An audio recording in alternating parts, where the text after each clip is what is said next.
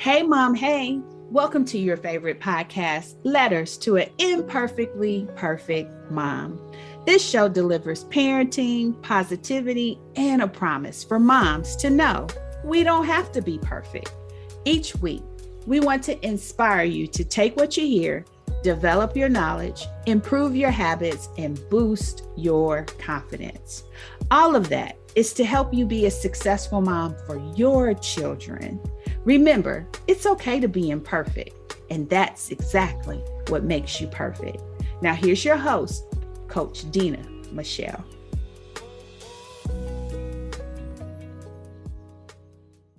Hey, welcome to another episode of Letters to the Imperfectly Perfect Mom. Today we have with us again the lovely Maria Venzant, the owner and operator of Boss Lady U, not the letter U, but YOU.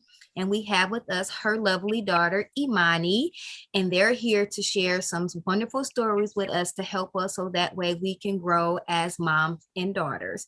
I'm going to have Maria introduce Imani, and then I'm going to have Imani introduce her mom.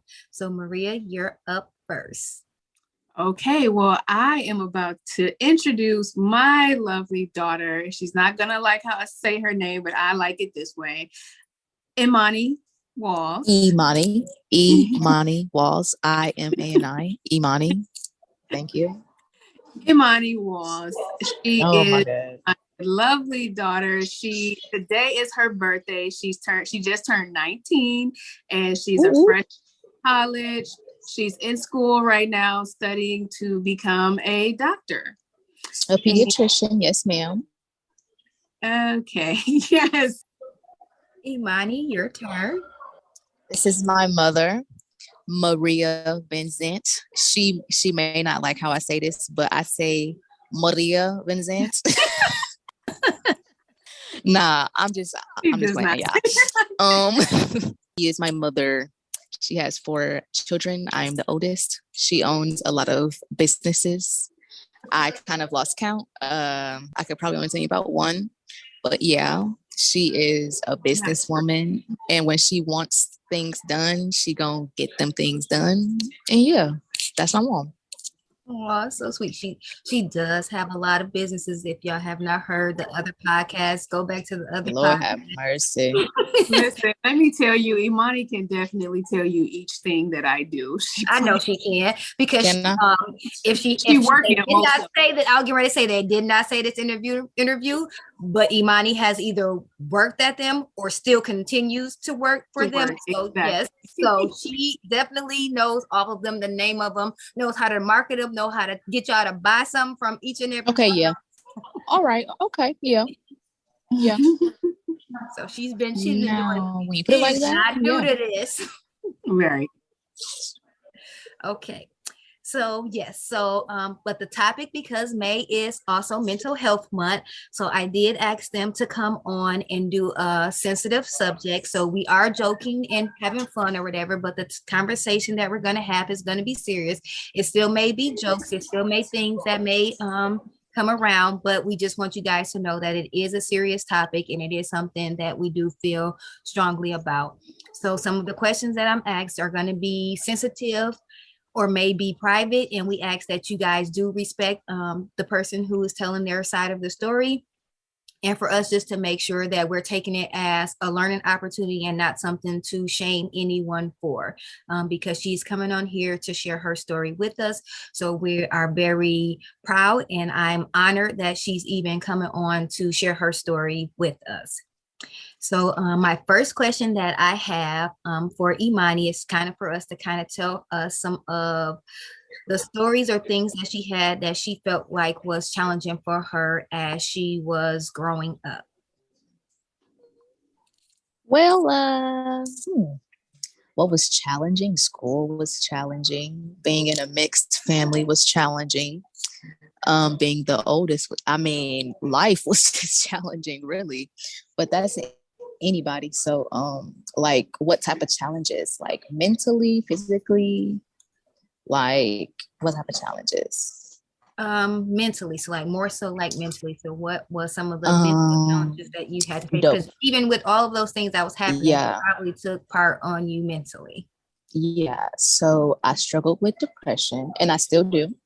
I struggle with anxiety, PTSD.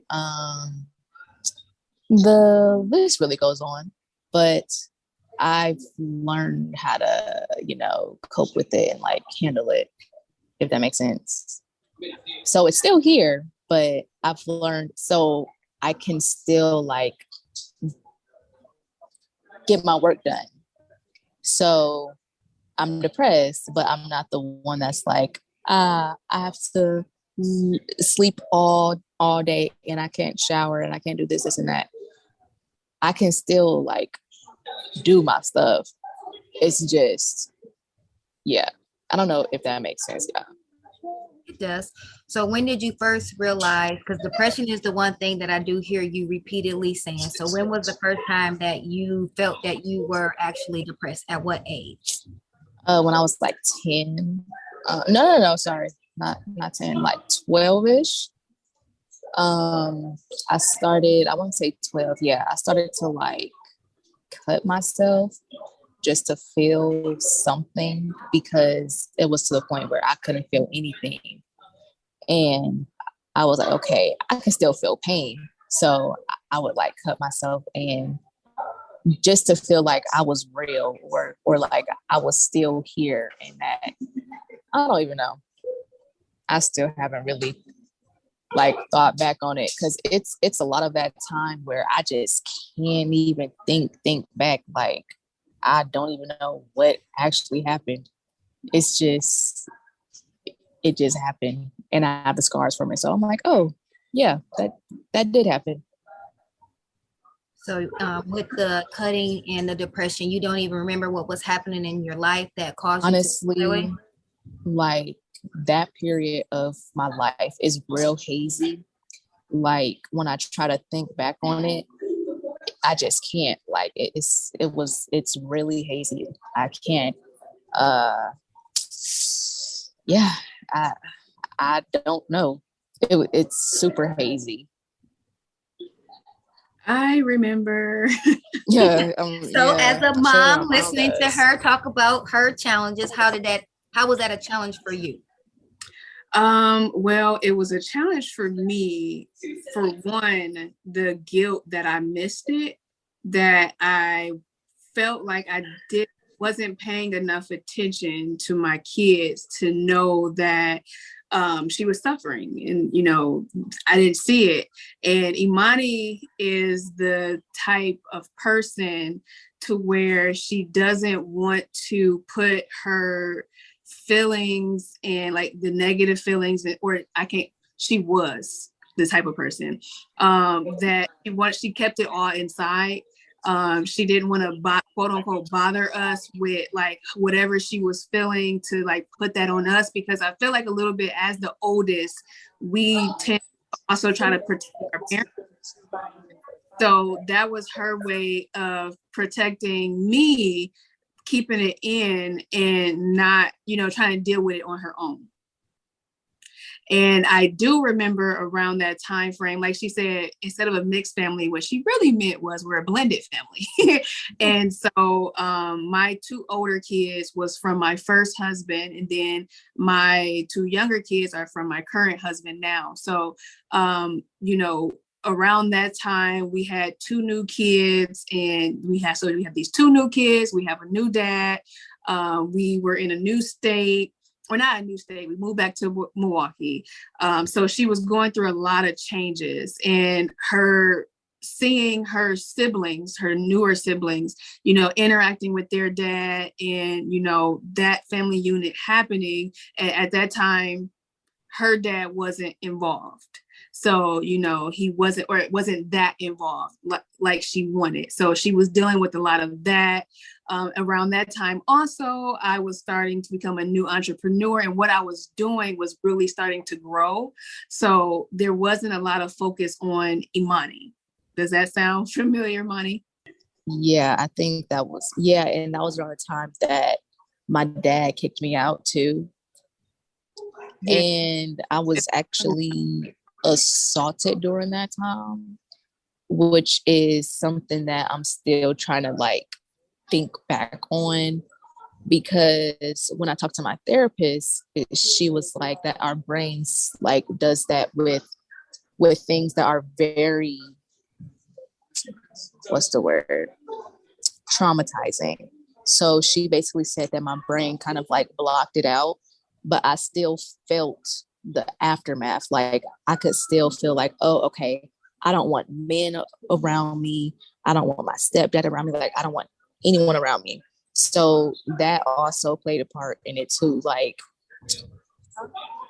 yeah, I feel like that was the main factor that I couldn't even think back on up until like 2 years ago, which is crazy. It's wild. But yeah, now I don't even know. That's it. Well, thank you. That is still a lot and enough. Mhm. Imani, was there ever a time when you believe like your mom didn't understand what you were going through, or that she Ooh. misunderstood you? Oh my gosh. And tell us about it. You want to like one time or like what are we talking As about? much as you Just in would like general to or share. um honestly, I never really felt understood by my parents, period. Um I always felt like I was doing stuff to please them and to make them happy. And that's the that's the person that they knew. I don't think they knew the real me. And I still think, well, now I'm starting to come out of my shell more because I'm out the house, and I'm not gonna lie, I do feel safer to like be me. And when I was in the house, I felt like I always had to be the perfect big sister. I had to do this, I had to do that. I had to get some good grades. It was just so much on my shoulders. And then I got out the house and I'm like, oh, I can finally breathe. Like I can finally be me, the true me. So being the true you, how has that helped you? Has that helped you with your depression or things that you're going through? Oh Or yeah. Oh something? yeah. I definitely think it helped me because like I'm learning how to go through life without my parents. And it's helping me like find who I am too. It's it's helping me find who I am, and my my morals, who am I, you know? Like I felt like I never had the chance to like ask that because I always had to be the older sister, or I just always had a role. And being out the house, I didn't have a role. And honestly, it was very hard at first. I was constantly like, I would call Cameron, I would call Jordan, like, hey, are you guys okay? Like, I was so worried, like, that the house would just fall apart because I was gone. Like that she said that because we actually talked about that in therapy, because we all individually, especially during COVID, got therapy. So we did individual therapy and also family therapy. And that's one thing that we did talk about a lot, those roles and ideas. And Imani did it, and I also did it as an oldest child too, where sometimes we kind of put labels on ourselves too, to have to be something that we think we should be for our parents, when that's not necessarily like what they're asking of us. Or it's okay to be yourself, but being the oldest, we tend to just want to be that responsible one, want to be that person that our siblings can call and talk to. And I mean, even still now, I'm about to be 39, and I'm still that person for my siblings. I just feel like we kind of put that on ourselves too, versus the parents. Sometimes parents do that. They do that. But yeah, that's definitely something that we talked about in family therapy, and helping Imani in her transition of the kids are going to be okay with you not being in the house. They're not going to die. They're not going to fall apart. They miss you, but it's okay for you to have this transition and not feel bad about it. And I just want you guys to know it's not only being the oldest. I only have one girl. And so my daughter is that one. Mm-hmm. She's the only girl. So she's taken on that role herself as well. So Mm-hmm. it can also be either that middle child, the baby, or in my case, because she's the only girl. So she feels like if mommy's not going to cook or clean, I'm responsible for cooking and cleaning because I'm the only girl and it's a bunch of boys. Or all my brothers are in sports. The other one's too little. So it's my job and my responsibility to take on the household chores because that's what the women do. So again, it's also the roles that, again, like you said, we put on ourselves, but also possibly can be put on by the world where say women are supposed to take care of the kids. They're supposed to cook. They're supposed to clean. Mm-hmm. So it is the oldest, the girls, everybody, like you said, when what the therapist said, takes on those roles and kind of places them on themselves. And I know me as a mom, and I probably Maria, where any help we gonna get, we gonna take, especially, you know, when you have to do it all. And I do know for a little bit you were doing it all. Right. And I was just going to say that because there was a period in time where it was just me and the two older girls, and Imani being the oldest was that help for me at that time. So, you know, a lot of that had, you know, to play in the upbringing of feeling like I have to be this for her. Yeah. Okay. So Maria, your turn. So have you ever found yourself where she was dealing with a situation and you felt like you weren't able to help her? Definitely. For one, when I wasn't able to, in therapy, I had to learn how to let her go through this transition, which was very difficult. Again, with her being my oldest, this is the first time a kid has left the house. I have to allow her to experience life on her own. And, you know, I'm still here. We still talk. I still help her through situations. She still calls me for advice, but I have to allow her to make her decisions versus, you know, when they're in the house, you kind of, you know, as kids, is do as I say. Like, no, you can't go over that friend house, because as adults, we're like, I see how that parent is, or I see how that child is. So we're going to help protect you against certain things, because from our experience, we kind of know where that's going. So we'll say, no, you can't go over that friend house, or no, you shouldn't be talking to that boy because da da da da. Whereas she's now this newly 19-year-old or 18 when she left the house, she gets to make these decisions. And for a while, it was hard to be like, okay, what is she doing? Where is she at? She's at a party. Is she drinking? Is she doing this? Okay. Is she at home? Why is she not at home? Like, you know, all of that. That was a rough transition for me too. She said it was a rough transition for her. It was a rough transition for me to let go. And like I say, let go and let God, because I'm not there to kind of guide her every step. She's, you know, learning it on her own. What was one of the most important things you learned going through all of this? Oh, child. Oh, what did I learn? I learned so much. Like, one, you don't have to do it by yourself. You can ask for help. And don't be so stressed over your family life. Like, I feel like that's what messed me up at the start. And that's why I have to work so hard to like build my grades back up, because the first year I was here, I was going through so much at home, and it kind of mixed up with my schoolwork, and it showed. I think I failed like a class or two, and I was like, okay, I need to get back on my stuff. Like, this is ridiculous. I can't let them not like block my way, but I can't let them hold me back, if that makes sense. Mm-hmm. Okay. Because sometimes I just be saying stuff and it don't make sense. And I'm like, okay, so does this make sense to y'all? Because it makes sense to me in my head, but I can't. Yeah.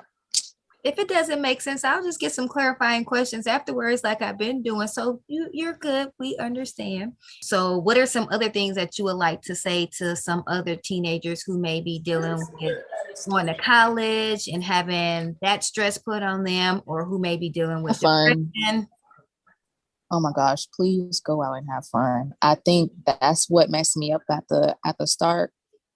I was always in the house. Like, I was never going out. I was always so stressed over schoolwork, over home. Like, go out and have fun. You can relax. Like, you can go and have fun for one night. You can go have fun. And I feel like now that I go out more, it's actually helping me more mentally because I'm not so stressed all the time. Like, this is the one night I can just relax and have fun, and I can dance and I can do da. Like, it's go out and have fun. Please do not stay in the house. Don't stay in the house. And a recipe for disaster. I'm glad you're saying that, Imani, because that's not too far off of what moms have to tell themselves too. We talk about a lot where self-care is important, where, you know, we should not be in the house every day, all day, and be just mom or be just wife or be just girlfriend. We have to be ourselves and go have fun, even whether it's with just yourself or with your friends or, you know, whatever. It's important just as women, because we do juggle a lot of different things, a lot of different roles. Like I just said, wife, mom, girlfriend, you know, whatever, sister, daughter. Learn to just be ourselves too and love ourselves and go have fun and not be so stressed about day-to-day life to where, you know, it becomes overwhelming. So that's just, I feel like that's a life lesson for just women in general, at every phase in life, even teenagers. Yes. So I feel like self-care should be something that everybody should do, just kind of like Maria said. Kids own up. So moms, take the advice, allow your kids, even as kids, to have that self-care day to where they do something that's fun. And then daughters that are out there that are listening, also allow your mom that time to have her self-care. So if she does need a day out, you might need to take on that role of being the babysitter for free and allow your mom to have that one time to themselves as well. So that way they can have fun. So then that way everybody's the best for everybody. Right. It's funny you say that because, like, as Imani got older in age, and she still do this sometimes, but not a lot, where you just said, daughters, let your mom go have that time, to where it's foreign to some kids. Like, where you going? What you doing? Well, when you coming back? I miss you. Like, because sometimes she be thinking that she grown. And I'm like, why are you going out at 10 o'clock at night? Going? That's wild. Yeah, like, where are you going? So where do you have to be except my mom? Like, what the heck? Right. Daughters, allow your moms to be themselves, whatever their name is. Allow Maria to be Maria. Allow Dina to be Dina. Allow whatever your mom name is to be her and not just your mom. I get that as well. We're like, when you coming back, where you going? FaceTiming me if I'm not back. Yeah. Where you at? Share your location with me so I know where you at. Oh yeah, don't let me turn the location off. She's calling. Like, why is your location off? I'm a call her. I'll be like, excuse me, miss, where you at? So, and I don't know if that's another question, but I do also, what I just thought of too, a lot of what we've been through and dealing with mental health, and we all went to therapy, and I talk about a lot in like my different roles with business and stuff like that, how therapy is really important, because, you know, I even talk to my mom about it sometimes, where it's not just you going because you think there's something wrong with you. Is saying you're actually going to learn about you. So Imani going to therapy, she learned a lot about herself, and in her learning about herself and myself too. And I would just speak for myself. In learning about myself, I'm able to deal with situations differently. And when it comes to like understanding my kids and how I react, and like it helps with conversations now with my daughters. You know, we have the same thing. So sometimes we bump heads a lot. And in our bumping head, because of therapy, we learn how to navigate that conversation. And sometimes we might have to take a day break or day or three to where like, okay, let me, you know, calm down, and then, okay, you know what, let's now come back to this conversation and talk about it and really come to some type of, whether it's a compromise, agreement, or whatever. So therapy definitely helped us learn how to talk to each other, learn how to recognize who we are as a person individually, and, grow from there. So I am a huge advocate when it comes to therapy and helping deal with mental health issues. And so who idea was it for you all to go into therapy? I don't even know if you know this part, Dina. So 2 years ago, January, I would say the second oldest, Anaya, actually tried to commit suicide. She took pills, a bottle of pills, and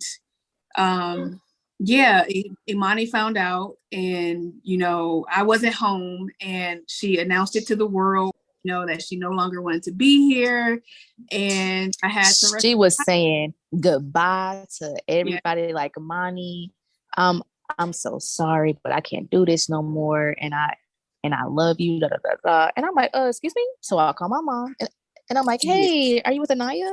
And then, I had to the rush whole thing happened. Get her to the hospital, and she was checked into a treatment, and from there, she started therapy.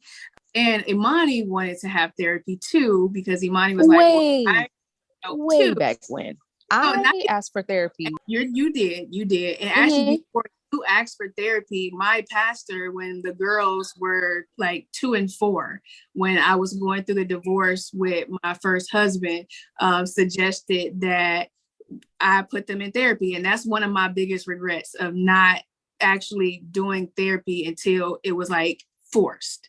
I wish that's something that I wish I could go back and change, because I did know, years before, because again, I've always been an advocate for therapy, because I actually went to school for counseling. I was in my master's degree in counseling. So I always had a thing for, people going to therapy.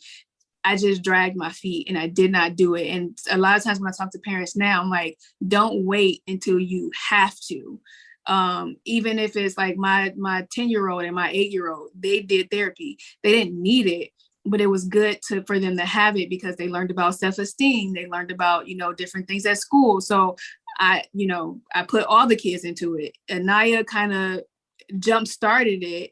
And, she's been in therapy she did therapy for 2.5 years. And then Imani started, and then Jordan started, and then Cameron started, and then I started, and then Dad started.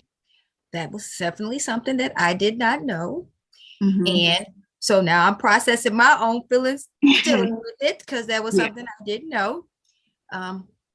But for people like us, was there any warning signs that you possibly could have seen that you may have missed? So people who may be not thinking about this can see.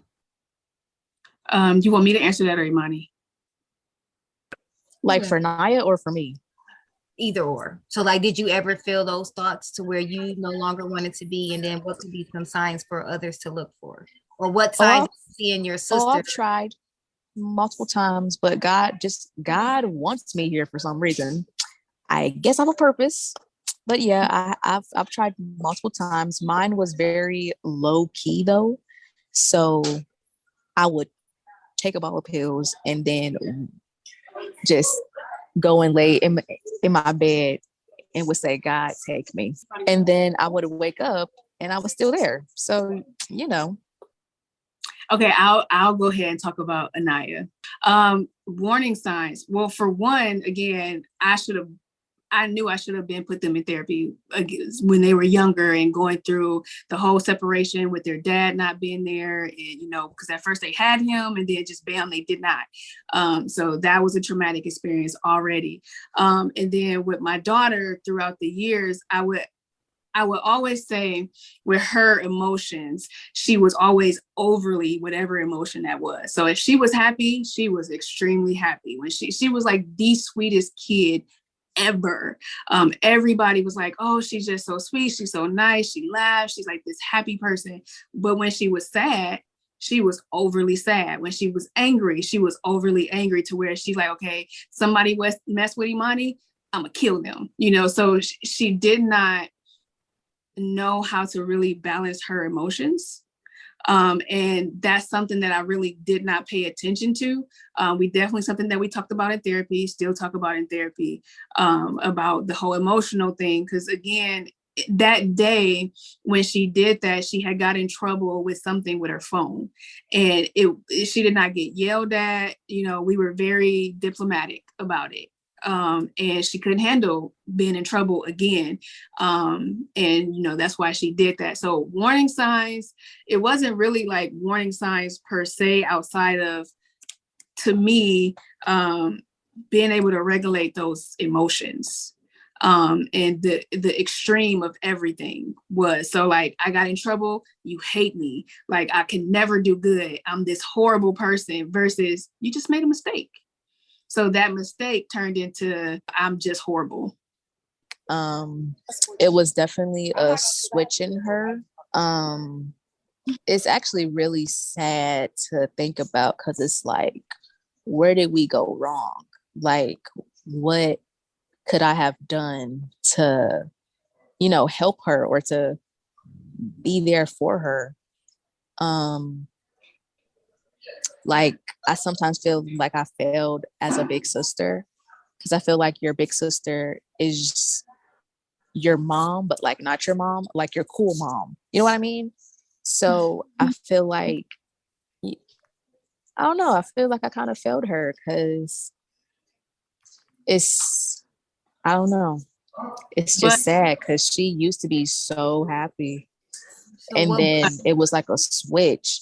Like, she was just mean. I do want to, and you're talking as the older sister, okay? But I do want to say that we know, and she know too, when we talk about this, we go through things. And sometimes when we go through things, it's not for us, it's for the other person. So in her experience that she's gone through, she's able to use that and talk to other people and help other people, to where sometimes some of her friends will come to her and say, I feel like doing this, and she's able to talk them down, or, she's able to use her experience to help other people. Now, is it all the way mature yet to where she can get on a stage and like, counsel whatever? No, she is, she's learning. She's still growing. She's still learning. She's still, we're able to have healthy conversations now. Again, sometimes it don't start off healthy to where we have to take a break, but we're actually able to have healthy conversations, and we could talk about boundaries, and we can talk about things like that. So it is, those teen years are hard for the parents and also for that teen. And you're learning how to balance all of those different emotions and balance those hormones and choosing the right thing. And, I'm about to be 17. I got to get out of the house next year, all of those different things. So one thing I do appreciate about therapy is that we're learning to have these healthy conversations. And is it easy when, mistakes happen, when decisions are made that are, better?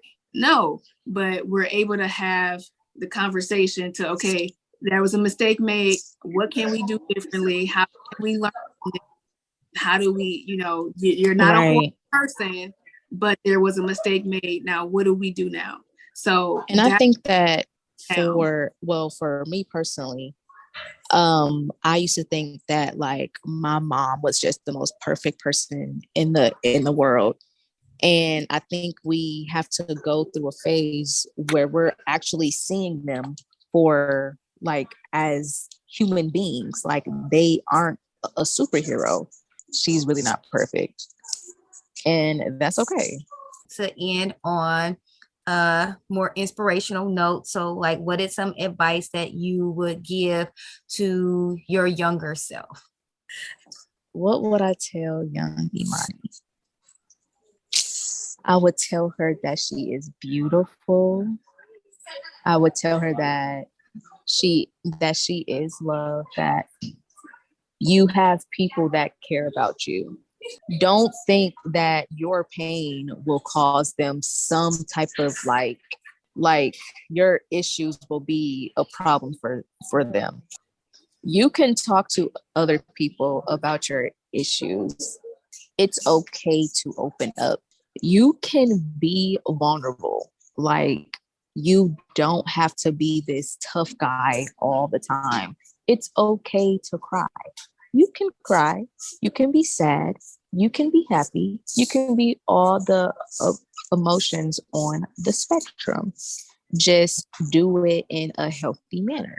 It's okay to feel mad, but let's say, I am mad. But that passes. You don't have to stay mad. I would tell her that it isn't your fault. You didn't do anything wrong. I would tell her not all men. I would tell her that your butt gets bigger. Yes, it does. Oh my goodness. No, your boobs aren't too small. I promise. You're perfect just the way you are. You do not have to not eat to stay small. You can eat some food. I would tell her to get up out of bed. You need to talk to your mother, have a one-on-one, heart-to-heart. No one can control you. No one owns you. It gets better. That's the main. It gets better. That's, if it was one thing I could tell myself, it would be it gets better. And it'll be all worth it.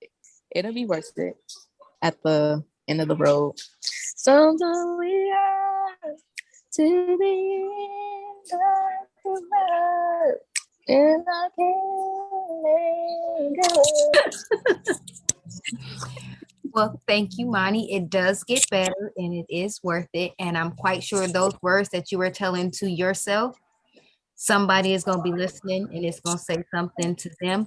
Because especially when you said, your boobs small, that definitely was something the younger Dina definitely probably. Oh my gosh. I was so insecure about it. Like, oh my gosh, my boobs are so small. But it's okay. You can have small boobies. Okay, so now I have questions for both of you all, which is the question that I do ask everybody else. However, Imani, yours is going to be a little bit different. So I'm going to have you go first. So I want you to say, what is an imperfectly perfect moment that you can recall your mom doing? So it was a moment when you thought, like you said before, where she was so perfect and she was this superhero, but then a moment when you found that she wasn't, but then it turned out to be okay. Well, she did my hair. Mind you, she doesn't do my hair now because of this one instant. She cut my ends. And I was like, mommy can do this. She's done makeup. She's done this and that. Like, she can do hair. Like, she does my hair all the time. It was uneven. And I was very upset. I was like, oh, so she can't do everything. But as you can see, my hair is natural and it's healthy. So I feel like it was a learning experience for the both of us, because we learned what we can ask of the other person. Has she cut your hair since then? No, and she will not cut my hair ever again. She always says, no, I will not. No, I will not. No, I will not. But every time that I come over there, I'm always doing her hair. So now, Maria, it's your turn. So you answered it before, and I know you have to think of a new moment, but what is your imperfectly perfect mom moment for this segment? My perfectly imperfect mom moment, I actually thought about my son Cameron. And we used to have family meetings, like even back when he was like 2 or 3, right? So he could talk, but like barely. And one of the questions we would go around and say, what's something that you don't like that I do that, I can be better at? And I remember his little self told me that I was on my phone too much. He was like, I always have my phone. And so and that's around the time that, I wrote that book, 101 Tips for the Wife, the Mom, the Boss Lady, little plug, that's on my website. But that's around the time that I wrote the book, because I was realizing it's important to, if I say that my number one priority is my kids, they don't feel like that, because I was always on my phone. I was always working. So throughout the years, I definitely know that I've become better at it, to where now I schedule things, and like, I'm able to take time off. And like, I just took my daughter to gymnastics today, and like, so I would volunteer at school, I would go and, to games and stuff like that. So learning the balance of, and I actually, before I came on here, I asked Cameron, I'm like, Cameron, because I thought of that situation, do you think that I'm still on my phone as much? And he was like, I don't know. Now that's his 8-year-old self. Like, I don't care. I'm on my phone. I'm on my devices or whatever. But also I asked him, do you think it's a difference of now with you being older, you understanding that I actually work from my phone? Like, I'm not on my phone just to be talking to friends all the time. I actually, when I'm at work, my work is my phone. So just learning that I didn't have that balance in the beginning. So learning that balance. It was funny to hear like this 2-3-year-old saying like, yeah, you're on your phone too much. I do want to add one more thing in there. We say moms, have these open conversations with your daughters, but you also have to, which is for some of us, it's hard to do, provide a safe environment, like a no judgment zone. They have to be comfortable to come and talk to you about certain things without you jumping down their throat. And I know for me, and how I was brought up, like where we're like, so you got to do this because I say so, or you got to be like this, or this is the path that I want you to go down, where we have to be open and have our listening ears, listening versus talking, and really providing that safe environment for them to feel comfortable to come and talk to us. Because I know for my kids, for a long time, they did not come talk to me about certain stuff because they did not feel comfortable, or they did not feel like I would hear them. They did not feel like I would accept whatever it is that they were going to say, because of my upbringing and, how I thought life was supposed to go. So we say, talk to them, but also be open and have that safe environment for them to be able to come and talk to you.